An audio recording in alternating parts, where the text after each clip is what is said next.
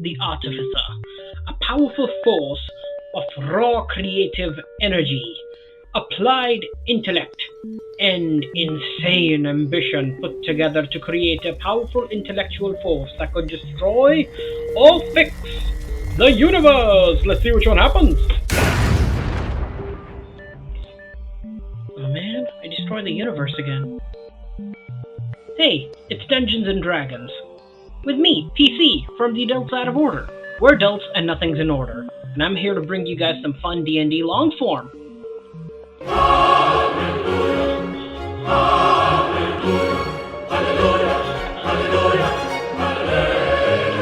No, but seriously, let's talk about some D&D stuff.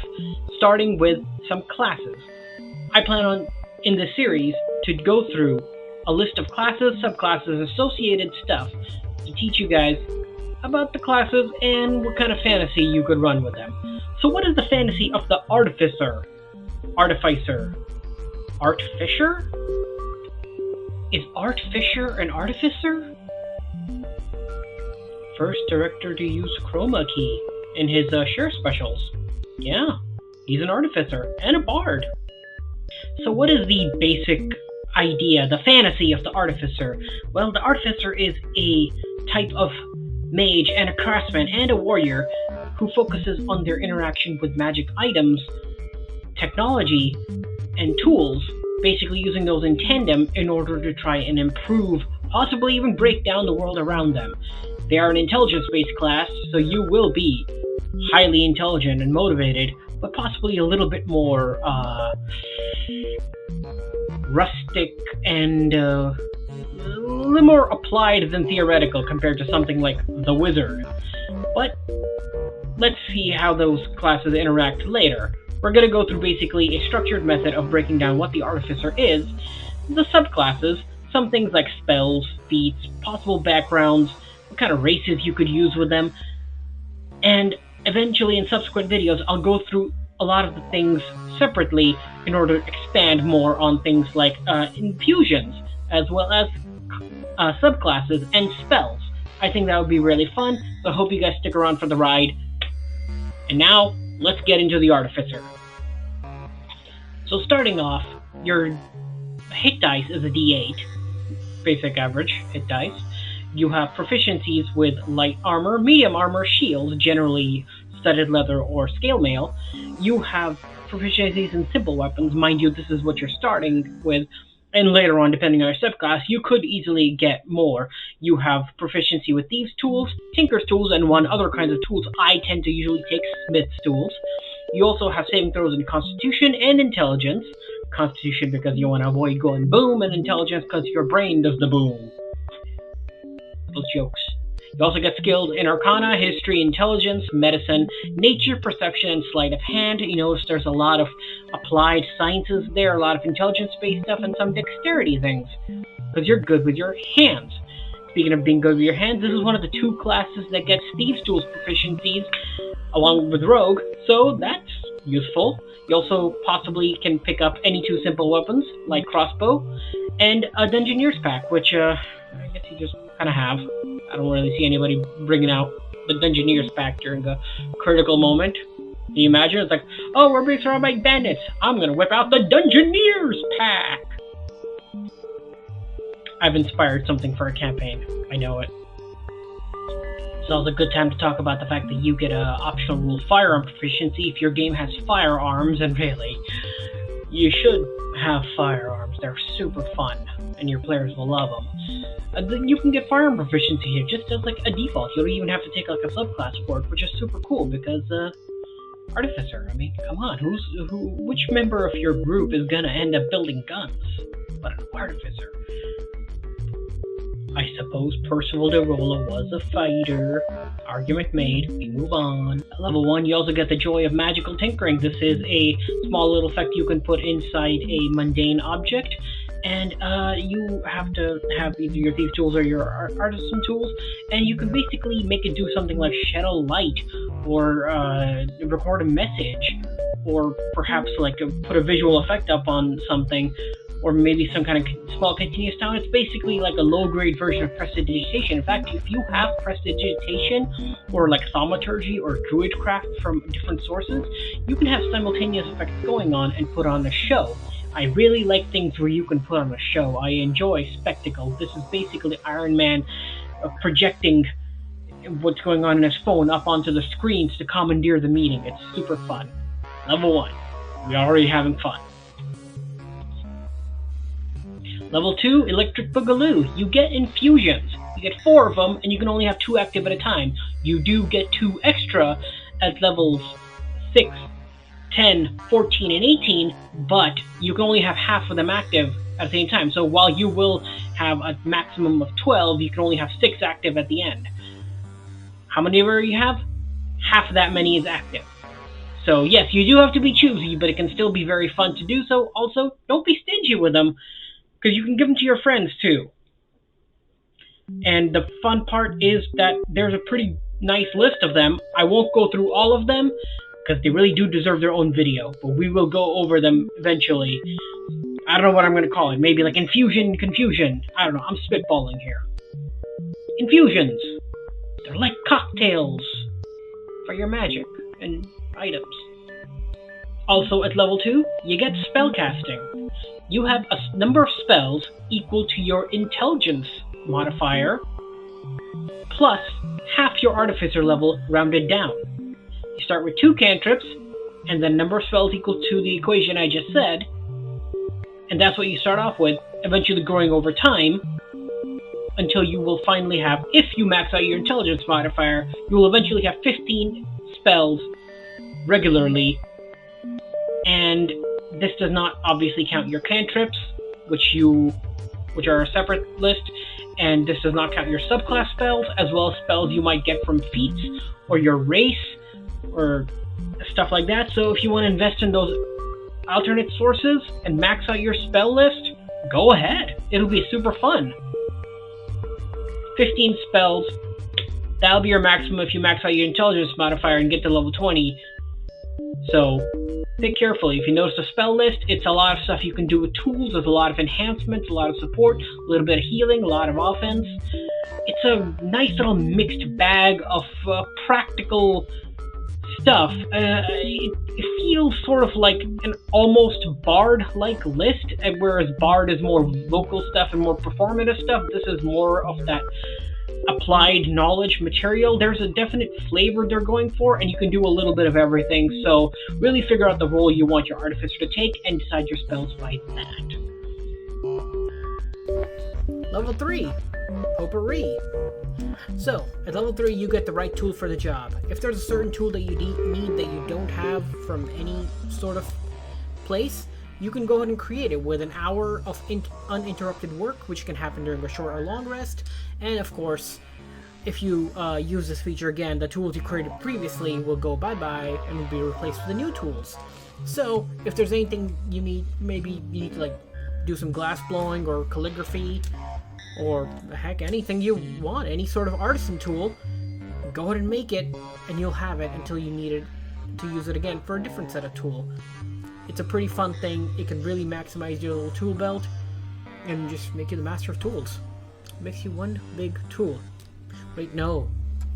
Next fun thing that happens at level 3 is that you finally get your subclass. This is what we came here for, folks. Subclasses are awesome because they really let you specialize into different things. And it makes sense that it's called specialization because the Artificer subclass is referred to as the Artificer Specialist. And you get your pick from not too many of them. The Artificer is a very new class. It's still kind of in its, drafting phases a little bit. And so far, I look upon this and I see a total of 4 official subclasses.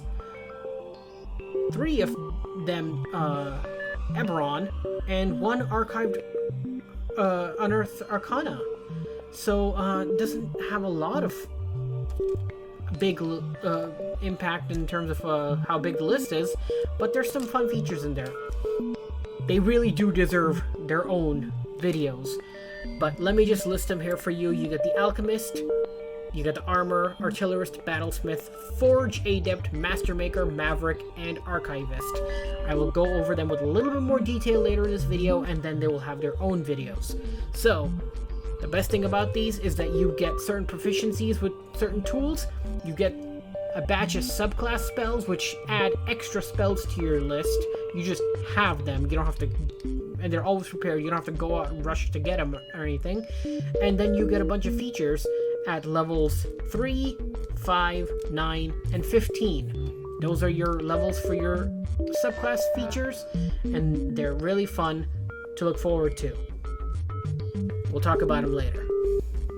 Level 4, we go for more stats, that is, because this is where you get your first ability score improvement, or you can take a feat. If you haven't maxed out your intelligence modifier, this would be a good place to get closer to it. You probably haven't. If you're playing a regular basic game, then most likely it's not fully maxed out, but hey, you know what? Who knows where you started? It might be already there, which is going to be great, because now that you've hit an even number of Artificer levels, you probably get your next Artificer spell. You're still in the realm of first level spells, so it's not too crazy, but you've probably got a good, nice batch of spells, and you're probably kicking booty. Have fun. Level 5, staying alive. At level 5, you start breaking the second level spells, which means if some of those first level spells aren't working out for you, feel free to switch them out to second level. You also get your next subclass feature, which is super fun, because it's most likely depending on what you picked, it's most likely something that upgrades your abilities, or maybe it's like extra attack, but it's really gonna be, this is a fun level to get to. You also boost your proficiency bonus. Level 6, Tool Expertise. This is awesome, because now all of your ability checks that you make with tools that you're proficient with are pretty much doubled, which means, hey, check everything with tools, you'll be awesome. It's great, and you can make whatever tools you want with the right tool for the job, so you can have any tool you need handy. Just a little bit of prep work and you'll get there, you know? Prep work, it's what all the comic book nerds are talking about. Hey, how could you beat Superman with prep work? He gave Superman prep time too. Level 7, Flash of Genius, so you can show up drunk and naked to all your college parties and show all those nerds how successful you are. I'm joking. I'm a nerd too. I would never actually malign nerds. Wizards, please don't hate me. No, what this actually pretty much does is that if you or another creature within 30 feet, if you make an ability check or saving throw, you can add you can use your reaction to basically add your intelligence modifier to that roll, and you can use this feature a number of times equal to your intelligence modifier. At this point, your proficiency bonus should be is +3, and your intelligence modifier, let's say it's even +4. So if you make that ability check and you use it with a tool, you're adding +6 from your proficiency bonus, and and then you can add your intelligence modifier to it. So you're basically adding a total of +10 to every tool check with Flash of Genius, Tool Expertise combined together, which can result in some pretty interesting world-ending situations, because when you max this out, it'll be +6, +6, +5. So you'll be adding 17 to each tool check with Tool Expertise and Flash of Genius by the time you hit your later levels beyond level 17, which means that you could easily do nearly impossible tasks on the regular. It's gonna be amazing. At level 8, you go for your next ability score improvement. If you haven't maxed out your intelligence modifier, this is a good time to do it. If you have, maybe work on something else, maybe dexterity or constitution, depending on what sort of artificer you're going for. Maybe your artificer is more wise, more charismatic. Maybe he's a man of the words, you know? He's a man of the words, the tools of the trade, and all that stuff. Go with with the role you want to play. Level 9, you now have your next subclass feature, which is usually some kind of important upgrade, and your next batch of subclass spells, and you've now hit 3rd level spells, which is where so much fun stuff happens. Ha! Level 10, magic item Adept. You can tune up to 4 magic items at once. That's going to be important. And if you craft a magic item of rarity, common or uncommon, it takes a quarter of the normal time and it costs you half as much of the gold. This is very economical. You're so good, you're literally saving money. Level 11. You get the power of the spell storing item. You get to put item. You put spell into item. You give item to friend. Friend uses spell equal to number of times twice. Your intelligence modifier minimum of 2. If you maxed out your intelligence modifier, you actually use it 10 times. And they use your intelligence modifier, not theirs. They do still have to concentrate, but it's really fun in case you just need to help your friend have a nice little spell to use as a contingency. Contingency is a spell too. 12. What happens level 12? You get your next ASI. Bump up more stats. Have fun. Nothing much. Nothing crazy big happens level 13. You just now have broken into 4th level spells, so you start getting your big stuff. Artificers really only go up to 5th level because you are a half caster, but like 4th and 5th has some interesting stuff. Don't discount 4th and 5th. At the 14th level, you get Magic Item Savant. You can now attune up to 5 items at once, and if there's any race, class, or level requirements to using any of those, they're gone for you. You have hacked into the code of magic items, and you're good. You're good. At the 15th level, you get your final Artificer Specialist feature, your final little subclass feature, and it's usually a big one. If you've gotten up this far, you're probably ending the world with each blast, swing, or stab, or boom. So, have so much fun here. This is really a good time. At the 16th level, you get another ASI. Nothing else big happens. It's just a good old time. You're probably getting close to maxing out at least 1 or 2 stats at this point. So, yeah, you get in there. At the 17th level, you not only get your last batch of subclass spells, you're also broken into your most powerful spells, the 5th level spells. Like I said, you've been getting them at 3rd, 5th, 9th, 13th, and now 17th level. We haven't been fully counting them, I'm sorry about that, but if you guys look at the table, you'll see that. And you're getting your big guns now. At level 18, not only do you get your last group of infusions, which you have been getting at 2, 6, 10, 14, and now 18, this is your last chance to get some really fun ones, really make them count. You can only still have half of them active at a time, so while you have 12, only 6 can be active. Maybe they're your attunements. Maybe it's all replicated item. Who knows? But the point is, you are just loaded with magic items and infusions, and you're probably doing an enormous amount of damage and not getting really hit much in return. Hopefully. But this is a good time to prepare because this is going to lead us to level 20. First, level 19. You get your last ASI, max out anything you need to, take any feats that you need to, get ready to rock, because this is 19. This is your penultimate level, and you're going to have so much fun now. Because next up, your capstone is the Soul of Artifice. It is such a good capstone. It's amazing. You get a +1 bonus to your saving throws for each magic item you're attuned to. You get 6 attunement slots because how good you are with magic items. And that's why I'm saying attune yourself up to the max, because you basically get a +6 to all saving throws. This is actually better than the level 14 monk feature, Diamond Soul, because that gives you just +6. That just gives you proficiencies in all of them.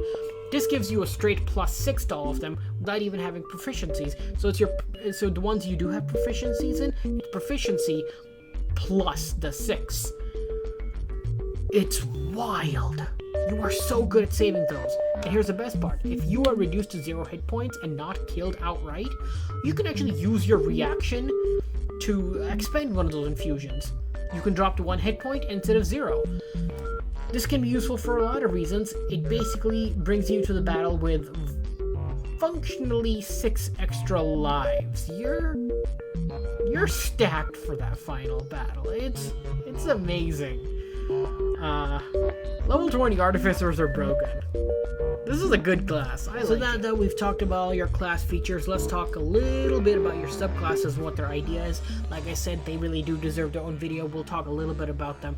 Alchemist is basically how you work with potions and stuff like that. It's basically your Bruce Banner class, because remember, he was a scientist before he became the Hulk, so he definitely needs some kind of Artificer subclass like that. You get Armor, which is basically your Iron Man stuff. Is it obvious I like the MCU? But yeah, Armor can also be used for maybe like Transformers characters that have really interesting like armor on them. Basically anyone that uses good strong armor and really likes to tune it up, maybe make more armor over time, that's great for it. I have a character called Spark, and his role is to create a whole bunch of different armors. Then you have the Artillerist. You want to be the big guns? You get a big gun. This can also be used to deal fire, force, or healing. And this is the way the armor was Iron Man. This is more like Rhodey. I know Rhodey has his armor too, but Stark is more the armorer, whereas Rhodey's just a guy in armor, not really made by him. His thing is being the big gun, you know? He's the big gun. Then you got the Battlesmith, which is how you have a buddy with you, and it's awesome. I had a friend who played the Battlesmith, and he had a mechanical horse-like creature with him, and we loved the guy. It was fun making the beep boops, the R2-D2 style. And then we have the Forge Adept. Forge Adept is interesting because it's basically like a spiritual artificer. It gives off a very hardcore Hephaestus vibe. And if you're the kind of the artificer that's like, you've got a spiritual tie to your forge and your weapon, and it can you want it to come back to you, this is a great way to do it. This is how I built Jane Foster, because the hammer's got to return to her. Didn't want to make her an Eldritch Knight, didn't seem to fit too well. It was a complicated build, but I think I did a good job. Then we have the Master Maker. Master Maker is your Bucky Barnes build. The same friend who was playing the Battlesmith, his character has a prosthetic arm, and just like a couple of weeks later, they dropped the Master Maker, and I'm like, I'm so sorry, dude. He's like, oh, it's okay. But I'm like, okay, I'm gonna help him out if we ever get back to that. Then we finally have the Maverick. The Maverick is a great way to basically, don't worry, you're not Tom Cruise. You are essentially breaking the bounds of what is allowed for spells, and overall, I think it's honestly kind of the most lackluster of the Artificer subclasses. I don't want to say it, I'm painting in a bad way, but yeah, if you need more cantrips and more spells like that, then yeah, it's great, but aside from that, it's not too special in my opinion. We'll go over it later.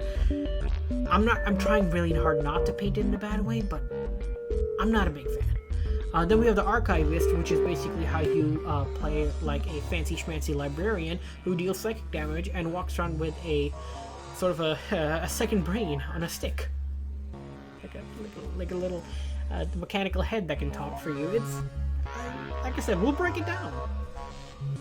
Let's talk a little bit about my favorite spells for the Artificer. I don't know if I'll do a spell video. You guys tell me what you think. My favorite cantrips: Lightning Lure, great for grabbing people and yanking them to you, and dealing lightning damage. Mage Hand, that's always good, just grab something, yay, it's mine. Mending, fix stuff, this is a staple, you gotta have Mending. Prestidigitation, great with magical tinkering. Spare the Dying, very useful. Sword Burst, if you want to deal a little bit localized force damage, it's a very anime move, it's cool. And if you're not a fan of lightning damage, or if you think Lightning Lure's too dependent on that dex saving throw, Thorn Whip is a great way to go to do something similar. First level spells: Absorb Elements, a little bit situational, can save your butt. Catapult, I just love this one. No matter what, it's gonna deal damage, even if it's half, and you're just launching stuff at the opponent. That's great. Cure Wounds. Enough said. Detect Magic, gotta detect that magic. Expedition Retreat, I like speed. Identify, great with Detect Magic, just have them on a whole bunch. Google something, you know. Alarm and Snare, depending on, they do very similar things, they have different limitations. See which one works best for you. I prefer Snare. Second level, Aid, great for helping your friends with their HP. Alter Self, in case you ever need to, like, oh, I'm gonna put on like a mechanical claws or something. Arcane Lock, in case you need to build a safe. Enhanced Ability is really useful because it can give you animal-themed boosts. It's basically like switching out different boosts on your armor or your weapons to like aid you in fighting. Enlarge, reduce. That's enough said. You can even, if you're playing a Battlesmith, you can enlarge your Battlesmith and then, ride it. It's going to be awesome. Heat metal. Artificers need fire. Also, cook a person in plate armor. Invisibility. That's enough said. Kinetic jaunt. You know me. I like speed. I don't know if you know me, but I like speed. Not the drug. That's not what I'm... Okay. Lesser restoration in case you are on drugs. Can help you. Vortex warp. Little bit of a spatial bending and stuff. That's a fun one. Third level, Dispel Magic. Very good spell. You don't have access to Counterspell. This is a good backup. Fly, because fly. Glyph of Warding. Put a little symbol up on a wall and have it trigger if someone passes. Haste. I'm not going to talk about speed again. House of Cards. It's a new one. It's kind of a goofy one, but I like it. It's funny. Intellect Fortress, in case you really need to guard your mind. Revivify. Revivify is so useful. Tiny Servant, in case you don't take the Homunculus Servant infusion. Tiny Servant can help you out. Water Breathing and Water Walk. Situational, but if you're in a nautical maritime campaign, this can be very useful. Level 4, Arcane Eye. Basically like a little security camera. Elemental Bane. Specializing in element. Make your opponent much easier to hit. Fabricate, great for creating stuff out of thin air. Freedom of movement. You guys know me by now. Leomund's Secret Chest. It's like Arcane Lock, but better. Mordekainen's Faithful Hound, in case you didn't play the Battlesmith and you still want a little bit of that flavor. Get a puppy. Mordekainen's Private Sanctum. Get a house. Autoluke's Resilient Sphere. Get a sphere. Stone Skin. Get Stony Skin. Summon Construct. You guys see what I'm getting at. You're making stuff. You're creating buildings and things. These are fun spells. 5th level, Animate Objects. Make everything float around you. Get a bunch of swords and point them all at the bad guy. Be like, I just played you like a chump. Big B's Hand. Or as Scanlan calls it, Scanlan's Hand. You guys have seen this one. It's fun. It's a hand, and you can do stuff with it. It's like the Smash Bros. Hands. It's a good spell. Creation works great with Fabricate. If you basically get the idea of how to use something, and or like how something is constructed, and you memorize it, you can use Fabricate and Creation to basically create a replica. It won't have any of the magical properties, but you can use it for a short while. It could help. Greater Restoration, just an expansion on Lesser Restoration, always super useful. Let's talk more about this stuff later. So, let's talk a little bit about multi-classing. We could talk about feats and races in a different time. I feel like those kind of deserve their own video. A lot of things deserve their own video. So, you guys see I have ideas. But multi-classing. How would you multi-class into other things? If you want maximum creativity, try hooking up with Bard. Not like that. You want to go Incredible Hulk? Barbarian. A Spiritual Blacksmith, maybe with the Forge Adept. Go for Cleric. You want to be a Bio Artificer? Druid. You want to just really up your weaponsmithing? Go Fighter. You want to be a Spiritual Artistic Artificer, powering your body, creating the most powerful body you can, and using it to fight. Monk. Yeah, that'd be a cool monk. You want to be a Holy Weaponsmith, basically a fighter, but with a little bit of dash of Cleric in there. Paladin Artificer.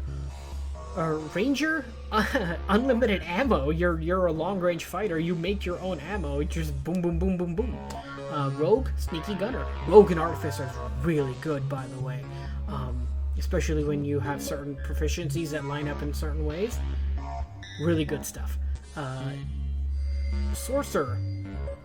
I mean, it's in your bloodline. You are the machine.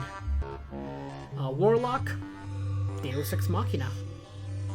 You have a mechanical stuff. Maybe some kind of contract was created by that.